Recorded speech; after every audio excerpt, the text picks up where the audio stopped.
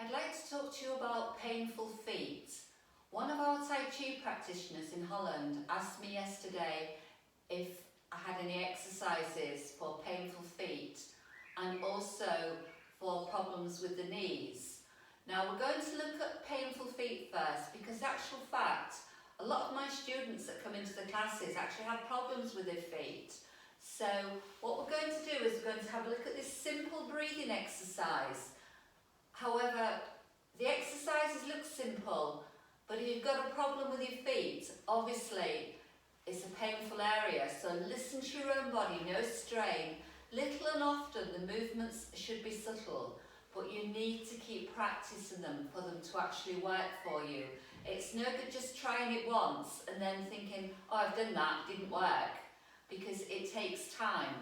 If you went to the doctors and they gave you a prescription and they gave you a course of treatment in pills or something, they would expect you to take all the pills to reap the benefit of the course of treatment.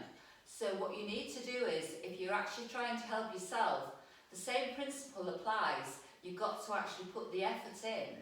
Okay, so the first part of this exercise, we're actually going to raise the heels. Now that probably sounds simple, just raise the heels. But if you've got problems with your feet, it can be quite painful. So what you're aiming to do is just raise them a little bit and at the same time try and push the balls of the feet into the floor. And you're going to breathe in through the nose as you actually do that movement. And we're actually going to repeat that 3 times. So we're going to breathe in through the nose as you raise your heels. Then breathe out through the mouth as you lower your heels back to the floor. And again, you breathe in through the nose as you raise your heels, out through the mouth as you lower them to the floor. And again, breathe in through the nose as you raise your heels, out through the mouth as you lower them to the floor. The next part of the exercise, you're going to breathe in through the nose as you try and raise the big toes. Now I actually find this quite hard. I don't find it painful, but I find to try and just raise the big toes virtually impossible. But that's what the exercise is. So you breathe in through the nose as you try and raise your big toes only. And you breathe out through the mouth as you lower them down. And again, you breathe in through the nose as you raise your big toes, out through the mouth as you lower them down. And again, in through the nose as you raise your big toes, and out through the mouth as you lower them down. And then we do the raising of the heels again. So breathe in through the nose as you raise your heels, out through the mouth as you lower them, in through the nose as you raise the heels, out through the mouth as you lower, in through the nose as you raise your heels, out through the mouth as you lower. This time we raise all the toes, so you're coming up onto your heels. So breathe in through the nose as you raise your toes, out through the mouth as you lower, in through the nose as you raise your toes, out through the mouth as you lower, in through the nose as you raise your toes, out through the mouth as you lower. And then the next one we do is we breathe in through the nose as you go onto the sides of the feet and out through the mouth as you lower. In through the nose onto the sides of the feet, out through the mouth as you lower. In through the nose onto the sides of the feet, out through the mouth as you lower. And then we finish off by raising the heels. So breathe in through the nose as you raise your heels, out through the mouth as you lower. In through the nose as you raise your heels, out through the mouth as you lower. In through the nose as you raise your heels, out through the mouth as you lower. Good. Now the thing with that exercise is to do it little and often. So if you can do it several times throughout the day, that's great. Even once a day is good, but you need to be consistent. Now another thing that actually helps the feet is if you can take your right leg across. Now if you've got knee problems, I appreciate you might not be able to do this, but at the moment we're just talking about the feet. So you take hold of your ankle with your right hand.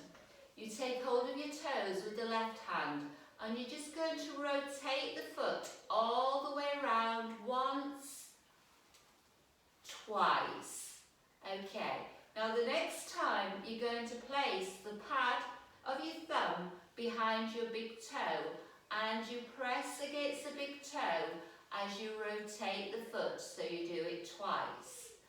And then you ease off, and you would do the same thing on the other side. So take the leg across, take hold of the toes with the right hand, ankle with the left, and rotate the foot once and twice.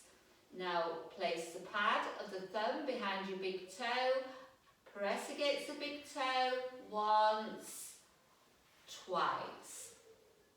Okay, also if you've got problems with your feet, actually massaging your feet actually helps, and you can actually massage a lot of the foot yourself. However, if you can get somebody else to massage your feet, so much the better. I personally love having my feet massaged. Okay. So another area to press is the webbed area between the big toe and the next toe. Massaging in there is actually good to help relieve painful feet. It's also very good for your circulation as well. And you can do that on both sides.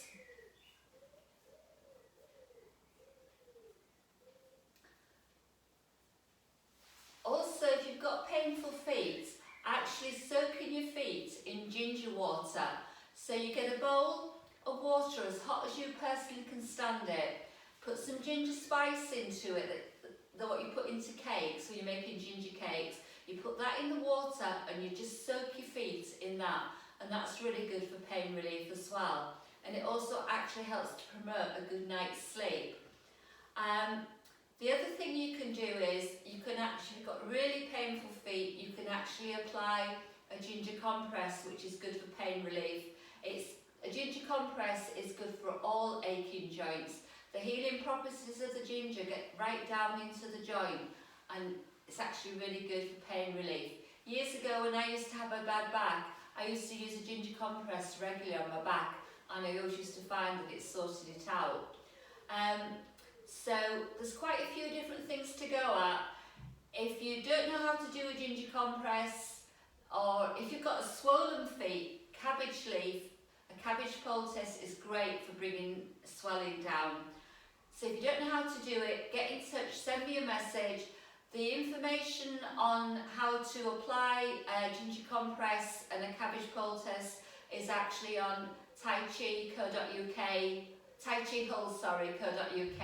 website, so you'll find the information on there as well. Okay, so if you've got painful knees, now a good place to start is with acupressure.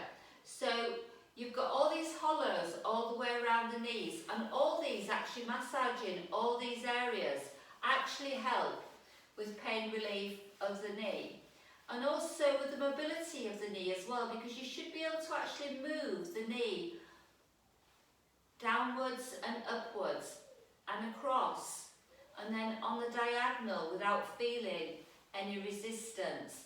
If you feel resistance, then you need to have a look for exercises that can help you.